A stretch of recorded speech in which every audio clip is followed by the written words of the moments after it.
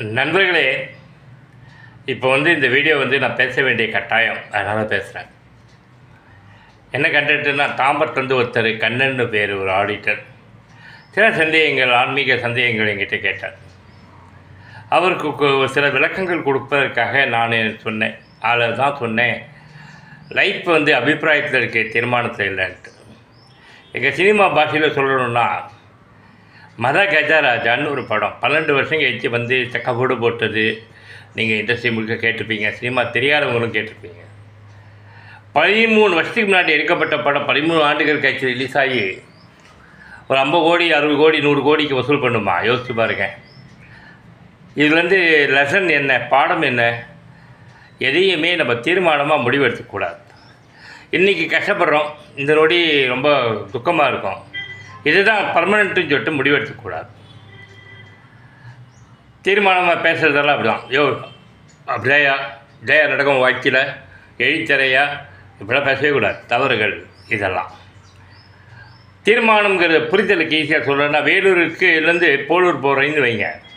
இதுதான் ரோடு, ஒரே ரோடு போட்டிருக்கோம். பைபாஸ் ஒன்று போட்டிருப்பாங்க, இல்லை ஊருக்குள்ளே போகிற மாதிரி ஒரு ரோடு போட்டிருப்பாங்க. இது பைபாஸ் ரோடியா, இது இந்த ரோடியா, இதில் போனீங்கன்னா இவ்வளோ நேரத்தில் சேரலாம், அந்த ரோட்டில் போனால் அவ்வளோ நேரத்தில் சேரலான்ட்டு சொல்லுவாங்க. அதுவே தவறு. இதுதான் என்னுடைய ஸ்பீச். எந்த ரோட்டில் போனோன்னாலும் வழியில் ஆக்சிடெண்ட் ஆகிடக்கூடாது. நீ போகிறப்ப அங்கே எதுவும் பிரச்சனை இருக்கக்கூடாது. 1 மணி நேரத்துக்குள்ளே இந்த ரோட்டில் போனால் 1 ஹவருக்குள்ளே சேர்ந்துலான்னு சொல்கிறது கூட தப்பு. இந்த ரோடு கொஞ்சம் சுலபமாக இருக்கும், ஃப்ரீயாக இருக்கும், என் பேர் பைபாஸ்.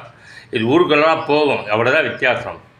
நீங்கள் முடிவெடுத்தீங்க, பட் ஒரு உறுதியை சொல்ல முடியும் அப்படின்னு கூட சொல்லாதீங்க. இந்த ரோடை விட இந்த ரோட்டில் போனால் வேகமாக போயிடலான்லாம் சொல்லாதீங்க. வசதியாக இருக்கும், கம்ஃபர்ட்டாக இருக்குன்னு வேணும், ஸ்பீச்சோடு நிறுத்திங்க.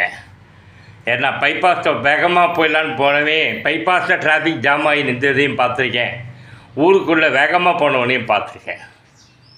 இதுதாங்க என்னுடைய லைஃப்போட வார்த்தை, இந்த வீடியோவோட வார்த்தை. இந்த நொடி கஷ்டமாக இருக்கேன், இந்த நொடி துன்பமாக இருக்கேன், துன்பமான சூழலை காலம் தந்திருக்கு, ஆனால் இது நிரந்தரம் இல்லை அப்படின்னு சொல்லிட்டு புரிதல் எனக்கு இருக்குது. அதனால தான் என்னால் எளிமையாக வாழ முடியுது, புரிஞ்சுக்கிறேன், சந்தோஷமாக ஏற்றுக்கிறேன். இதை நீங்கள் வாழற நீங்களும் ஏற்றுக்கிட்டீங்கன்னா போகிறோம்.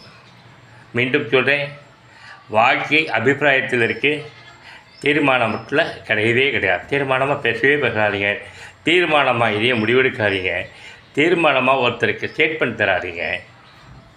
குறிப்பாக ஒன்று சொல்கிறேன், தெரிஞ்சதை மட்டும் பேசுங்க, தெரியாததை பேசாதீங்க.